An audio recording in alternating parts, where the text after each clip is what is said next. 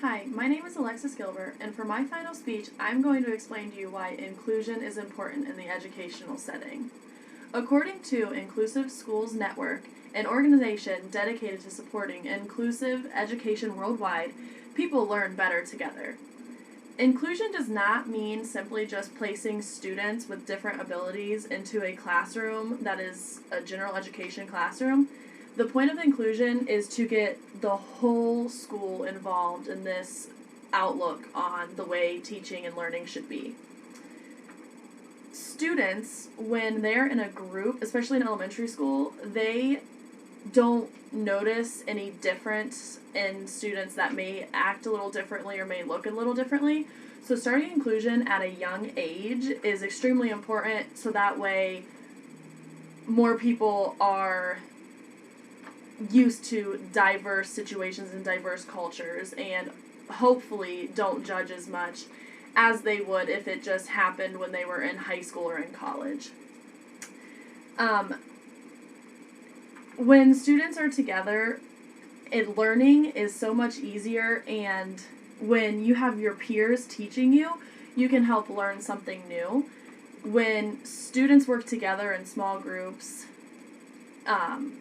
they help teach their peers, and peers learn, but the student that's also teaching is also learning what they're doing.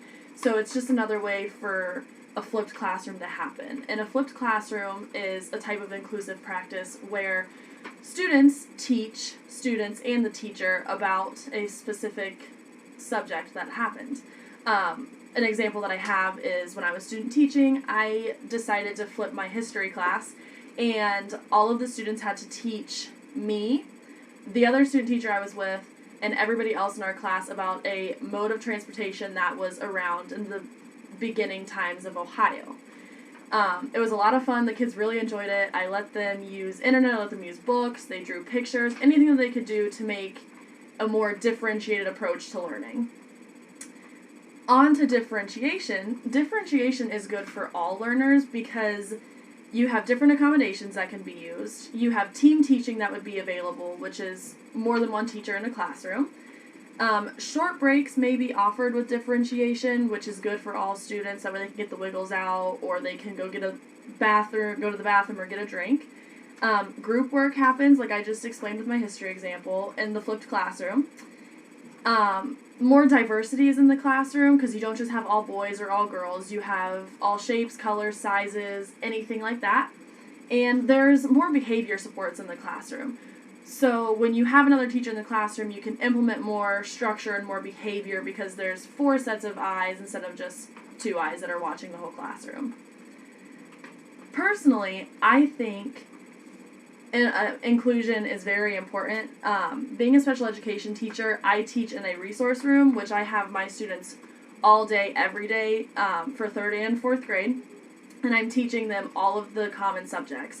But my goal is to get all of my students into their general ed classroom so that way they can learn how to function as everybody needs to know how to function in a community.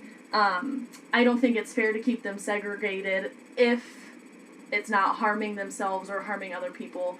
They need to know what it's like to be able to function in a real classroom and in a real setting in different situations. So having that extra behavior support of an extra teacher in the classroom is important to make sure everybody can stay safe if students are in the classroom with severe behavior issues.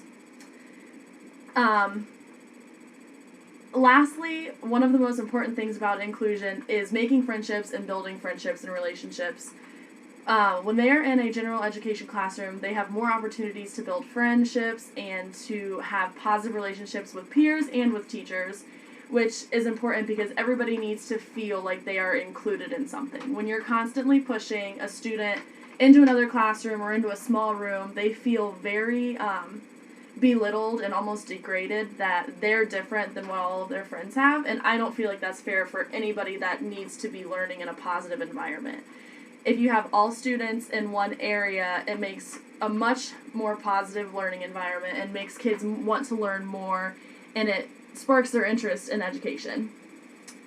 Also, students will be learning more social norms if they are a little bit different and do have to be in a resource room or any other kind of room that's not the general education classroom, when they are put in an inclusive setting, even if it is just for a short amount of time during the day, they can see what it's like to be involved in a safe and fun environment with their peers that are not taken out of the classroom, and they learn what is okay to do in public, what's not okay to do in public, like picking their nose, throwing chairs, biting, anything like that that may be a little different.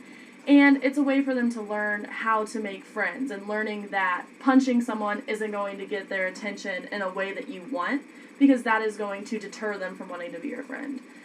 So overall, inclusion is a very important model in schools and in classrooms, so that way when students get into high school or when they get into college or other real life experiences, they're more open to accepting everyone for who they are, no matter what they look like or anything that has to do with looks or physical disabilities. And this was my speech on inclusion. I hope you enjoyed. Thank you.